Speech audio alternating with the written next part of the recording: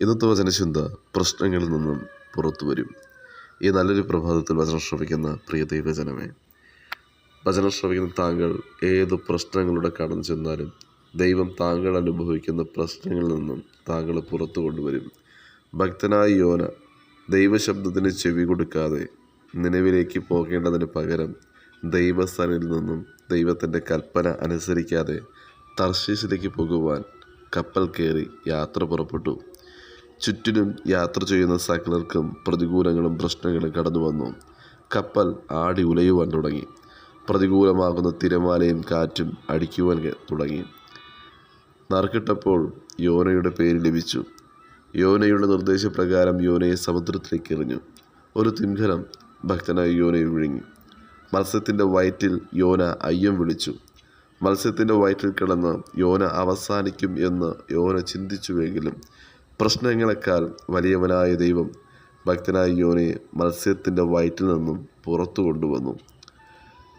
നിനവയിലേക്ക് ഭക്തനായ യോനയെ ദൈവം എത്തിച്ചു.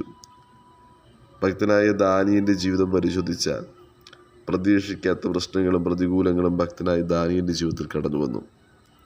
എല്ലാ ദിവസവും സ്വർഗത്തിലേക്ക് നോക്കി 3 നേരം പ്രാർത്ഥിക്കുന്ന ഭക്തനായ ദാനിയേലിന് വിരോധമായി ഒരു കൂട്ടം വ്യക്തികൾ രേഖ എഴുതി തയ്യാറാക്കി. ഭക്തനായ ദാനിയേൽ കിളിവാതിൽ തുറന്ന് സ്വർഗത്തിലേക്ക് നോക്കി പ്രാർത്ഥിക്കുമ്പോൾ ദാനിയേലിന് വിരോധമായി വ്യക്തികൾ എഴുന്നേറ്റെങ്കിലും ദാനിയേലിന് കൂടെ ദൈവമുണ്ടായിരുന്നു. ദാനിയേലിനെ സിംഹക്കൂട്ടിലേക്ക് വലിച്ചെറിയുന്നതിന് മുമ്പ് തന്നെ ദൈവം ദാനിയേലിനെ സംരക്ഷിപ്പാൻ സിംഹക്കുഴിയിൽ ദൂതനെ ഇറക്കി. ദൂതൻ സിംഹത്തിൻ്റെ വായ അടച്ചു. സിംഹക്കൂട്ടിലേക്ക് ഭക്തനായ ദാനിയേലിനെ എറിയുവാൻ തക്കവണ്ണം ശത്രുക്കൾ പദ്ധതികൾ തയ്യാറാക്കി വിജയിച്ചുവെങ്കിലും ശത്രുവിൻ്റെ തന്ത്രങ്ങൾ അവർ ആഗ്രഹിച്ചതുപോലെ നടന്നുവെങ്കിലും ദൈവം ശത്രുക്കളുടെ രേഖകളെ പൊളിച്ചുകൊണ്ട് ദൈവം ദാനിയേലിനെ സംരക്ഷിച്ചു എന്നുള്ളതാണ്. വചനം ശ്രവിക്കുന്ന സഹോദര സഹോദരി, പ്രശ്നങ്ങളെക്കാൾ വലുതാണ് നാം സേവിക്കുന്ന ദൈവം.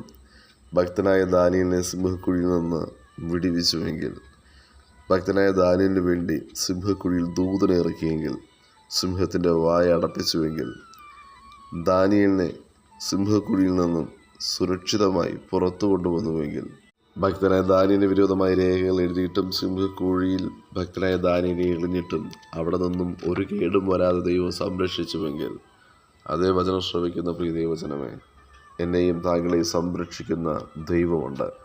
ശത്രുക്കളുടെ പദ്ധതികളെ തകർത്ത് കളഞ്ഞുകൊണ്ട് ഇന്നും ദൈവത്തിൻ്റെ ചിറകിൻ്റെ കീഴിൽ നമ്മെ മറയ്ക്കുന്ന ദൈവമുണ്ട്.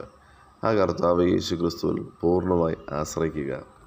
കർത്താവ് യേശു ക്രിസ്തുവിൻ്റെ പരസ്യ ശുശ്രൂഷ കാലത്ത് കർത്താവ് ബെഥന്യായിൽ ലാസറിൻ്റെ ഭവനവുമായി വലിയൊരു ബന്ധമുണ്ടായിരുന്നു. ലാസറിൻ്റെ ഭവനത്തിൽ കർത്താവ് യേശു ക്രിസ്തു കടന്നു വരുമായിരുന്നു. കർത്താവ് പറയപ്പെടുന്ന വചനം ശ്രദ്ധയോടുകൂടെ കേൾക്കുന്ന മറിയ, അടുക്കളയിൽ വ്യാപൃതിയായിരിക്കുന്ന മാർത്ത, ലാസറിനോട് സൗഹൃദമുള്ള കുടുംബം, സന്തോഷമായിരിക്കുന്ന സമയമൊക്കെയും ആ ഭവനത്തിനകത്ത് കർത്താവുണ്ടായിരുന്നു. എന്നാൽ ലാസറിന് രോഗം വന്നപ്പോൾ കർത്താവ് യേശു ക്രിസ്തുവിനെ രോഗവിവരം അറിയിച്ചപ്പോൾ കർത്താവ് രോഗിയായ ലാസറിൻ്റെ അരികിലേക്ക് വന്നില്ല. സകലർക്കും അറിയാം കർത്താവ് യേശു ക്രിസ്തു രോഗികൾക്ക് വൈദ്യനാണ്. മാർത്തയും മറിയയും ചിന്തിച്ചു, കർത്താവ് യേശു ക്രിസ്തു ലാസറിൻ്റെ രോഗവിവരം അറിഞ്ഞ് ഭവനത്തിൽ വരും, രോഗത്തെ സൗഖ്യമാകും. എന്നാൽ ലാസർ മരിച്ചുപോയി. മരണവാർത്ത അറിഞ്ഞിട്ടും കർത്താവ് യേശു ക്രിസ്തു ബഥാനിയിലേക്ക് വന്നില്ല. മരണ ശുശ്രൂഷയിൽ പോലും കർത്താവ് പങ്കെടുത്തില്ല. അവർ കാത്തിരുന്നു. 1 ദിവസമായി, 2 ദിവസമായി, 3 ദിവസമായി. 4-ാം ദിവസം കർത്താവ് യേശു ക്രിസ്തു ബഥാനിയിലേക്ക് കടന്നു വന്നു. അവർ അനുഭവിച്ച പ്രശ്നം വലുതാണ്. ചുറ്റുമുള്ള എല്ലാവർക്കും യേശുവിനെ ആരാധിക്കുന്ന കുടുംബമെന്നും യേശുവിൻ്റെ കൂടെ നടക്കുന്ന കുടുംബമെന്നും മറ്റുള്ള എല്ലാവർക്കും അറിയാം.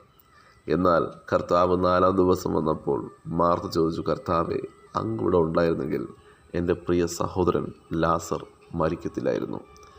കർത്താവ് യേശു ക്രിസ്തു പറഞ്ഞു, പുനരുത്ഥാനവും ജീവനും ഞാനാകുന്നു. വിശ്വസിച്ചാൽ ദൈവത്തിൻ്റെ മഹത്വം കാണും. മാർത്ത പറയുന്നു, ഒടുക്കലത്തെ നാളിൽ അവൻ ഉയർത്തെഴുന്നേൽക്കുമെന്ന് എനിക്കറിയാം. എന്നാൽ കർത്താവ് യേശു ക്രിസ്തു ചോദിച്ചു, ലാസറിനെ വെച്ച സ്ഥലം എവിടെ? കർത്താവ് യേശു ക്രിസ്തു ലാസറിൻ്റെ കല്ലറയുടെ മുന്നിൽ വന്ന് കല്ലിനെ ഉരുട്ടി മാറ്റുവാൻ പറഞ്ഞു. ആരൊക്കെയാണോ ആ കല്ലിനെ ഉരുട്ടി വെച്ചത്, അതേ വ്യക്തികളെ കൊണ്ട് കല്ലിനെ ഉരുട്ടി മാറ്റിച്ചു. ലാസറെ പുറത്തു വാ എന്ന് വിളിക്കുമ്പോൾ ലാസർ ജീവനോടുകൂടെ പുറത്തു വന്നു. വചനം ശ്രവിക്കുന്ന പ്രിയ ദൈവജനമേ, താങ്കൾ അനുഭവിക്കുന്ന പ്രശ്നം എത്ര വലുതായാലും മരിച്ചെന്ന് കരുതപ്പെടുന്ന വിഷയത്തിന്മേൽ പോലും ദൈവത്തിൻ്റെ കരം ചലിക്കുവാനിടയാകും. കർത്താവ് യേശു ക്രിസ്തുവിൻ്റെ കരങ്ങളിൽ പൂർണ്ണമായ വിഷയങ്ങളെ കൊടുക്കുക. പ്രശ്നങ്ങളെക്കാൾ വലുതാണ് കർത്താവ് യേശു ക്രിസ്തു. ഏതു പ്രശ്നത്തെയും തരണം ചെയ്യുവാൻ കർത്താവ് യേശു ക്രിസ്തു താങ്കൾക്ക് അധികം കൃപ നൽകുവാനിടയാകും. ദൈവസാന്നിധ്യം മുറുകെ പിടിക്കുക. കർത്താവ് കൂടെയുണ്ട്. കർത്താവിൽ ആശ്രയിച്ച് മുന്നേറുവാൻ വചനം ശ്രവിക്കുന്ന ഏവർക്കും കർത്താവ് കൃപയും അധികാരവും നൽകുമാറാകട്ടെ. God bless you. ആമേൻ.